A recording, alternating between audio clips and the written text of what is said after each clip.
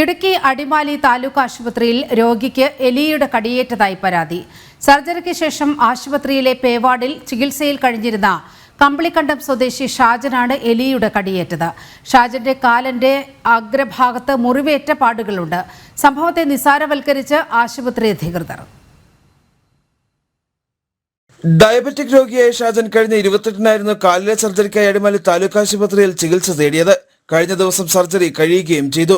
ആശുപത്രിയിലെ പേവാർഡിൽ തുടർ ചികിത്സയിലിരിക്കെ ബുധനാഴ്ച പുലർച്ചെ ഷാജന്റെ കാലിൽ എലി കടിക്കുകയായിരുന്നു. മുറിയിൽ ഷാജൻ കിടക്കുന്ന ഭാഗത്ത് ജനലടയ്ക്കുവാനുള്ള പാളികൾ പൂർണ്ണമായും തകർന്ന അവസ്ഥയിലാണ്. കാർഡ്ബോർഡ് കഷ്ണങ്ങളും മറ്റും ഉപയോഗിച്ചാണ് ഈ ഭാഗം മറച്ചിട്ടുള്ളത്.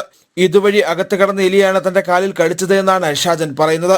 രാവിലെ 4:45 പേറ്റായിരുന്നു. അത് കിടന്നു കഴിഞ്ഞപ്പോഴത്തേക്കും ഈ സൈഡ് വഴി വന്നിട്ട് കാലേ കൂടെ എന്തൊക്കെ ഓർമ്മകളുണ്ട്. അപ്പോഴത്തേക്ക് ഞാൻ ഇത് നോക്കിയപ്പോഴത്തേക്കും എലി ഇതിൽ ചാടി ഇറങ്ങി പോയി. അതിന് കാലേ നോക്കിയപ്പോഴത്തേക്കും 2 സ്ഥലത്തും മരിച്ചവരാണ്. ഷാജന്റെ ഇരു കാൽവിരലിന്റെയും അഗ്രഭാഗത്ത് കടിയേറ്റതിന്റെ പാടുകളുമുണ്ട്. സംഭവത്തിൽ ആശുപത്രി അധികൃതരുടെ അനാസ്ഥയുണ്ടെന്നാണ് ആരോപണം.